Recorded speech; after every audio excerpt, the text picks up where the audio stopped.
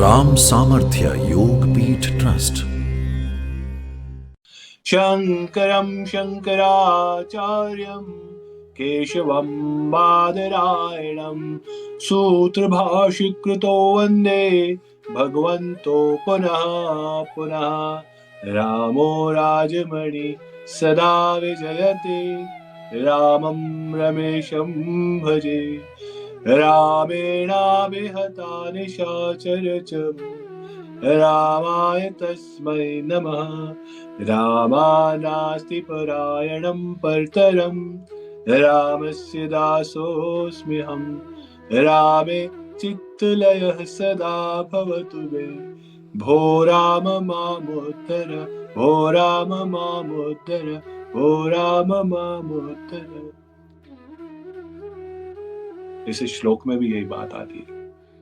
रामे चित्तलया, हमारी चित्त की वृत्ति जब बस आत्मिका वृत्ति हो जाए या भगवदाकार हो जाए, एक ही बात है, काम बन गया हमारा। उस क्षण आपको अनुभव हो जाता है कि हम कितने दिव्य हैं। मैं किसी का बेटा, भाई, पति, पत्नी, पुत्र, ये नहीं, ये तो सब भाई है। मैं तो सच्चिदानंद स्वरूप, मैं ईश्वर गुरु का यंत्र, मैं किस कार्य से आया। एकदम आपकी चेतना में जब ये बात गहराई से बैठ जाती है, फिर बार बार आप नीचे नहीं जाते। अभी क्या होता है, हम ऊपर जाते हैं, नीचे जाते हैं। जब गुरु की बात सुनते हैं, प्रवचन सुनते हैं, पाठ करते हैं, तो उत्साह आ जाता है कि हाँ अब ऐसा करेंगे। फिर धीरे धीरे धीरे जब चेतना नीचे जाती है, हम संसार में उलझ जाते हैं, तो सारी हवा निकल जाती है। क्यों? क्योंकि चेतना बार बार नीचे खींची चली जाती है, बार बार हमारे चित्त की वृत्तियां बाहर चली जाती है। चित्त की वृत्तियों को खींच के भीतर लाना, एक केंद्र पे लगाना। और जब वो आत्मिका वृत्ति हो जाती है, जब वृत्तियां उठना बंद हो जाए, तो फिर कार्य हो जाता है। अभ्यास वैराग्याभ्याम चित्त वृत्ति निरोधः, ये योग की उच्चतम अवस्था है। अभ्यास और वैराग्य से, ये हमारे सामर्थ्य योग के भी दो फाउंडेशनल पिलर है। ये दो सिद्धांत है। बस हमारे अभ्यास शुभ होंगे तो जीवन शुभ होगा। हम अभ्यास गलत करें, दिन रात गलत चीजें देखें, गंदी चीजें देखें, गंदी चीजें खाएं, गंदा आचरण करें, गंदा व्यवहार करें, और फिर विचार करें कि जीवन शुद्ध हो जाए, दुख ना आए, तो फिर ऐसा होगा। शुभ आचरण, शुभ विचार, शुभ चिंतन। ओम भद्रम कर्णेभिः शृणुयाम देवा, शुभ सुने, शुभ देखें, इस पे ये हमारे हाथ में। और वैराग्य, धीरे धीरे धीरे स्वयं को सभी वस्तुओं से काट के ऐसा अनुभव करना है कि सब व्यवहारिक सत्ता में जो भी हो रहा है उतना सत्य नहीं जितना अनुभव में आता है। इसके लिए इतनी चिंता करने की बात नहीं। आपको मैं एक विचार देता हूँ, इस पे थोड़ा चिंतन करना। दो व्यक्ति सो रहे हैं अलग अलग कक्षों में, they are sleeping and they are dreaming.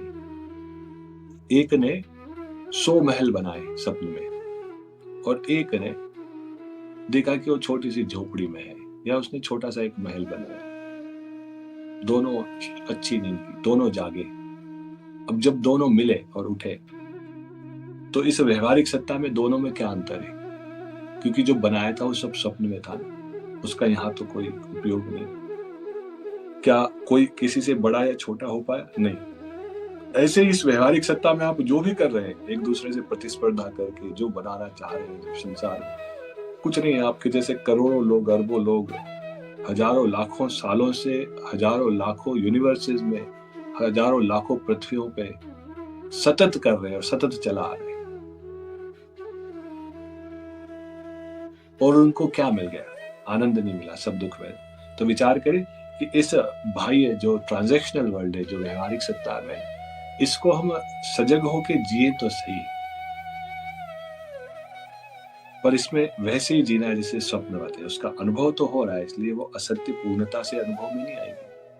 पर इतनी भी सत्य न माने कि हम परमार्थ सत्ता, पारमार्थिक सत्ता को भूल जाए, अपने अस्तित्व को भूल जाए, बीमारियों से ग्रसित हो जाए, जीवन दुखी हो। और ये सब कहां से होगा? रामे चित्त लय सदा भवतु मे, भो रामावत। आपकी वृत्तियां जब राम में होंगी, राम में विश्राम, जहां पे योगी लोग रमण करते हैं ना, वो राम है। जिसमें जो योगी लोगों की वृत्तियां रमण करती है वो राम है। या जिसमें सब रमण करते, जहां विश्राम है वो राम। तो समझने की बात यह है कि हम पाठ अब कर रहे हैं। अब पाठ में जब हम प्रवेश करें तो ऐसी एकाग्रता से करें कि दूसरी सब बातें भूल जाए। फिर आप देखें एक पाठ का भी बहुत अनंत गुना प्रभाव बढ़ जाएगा।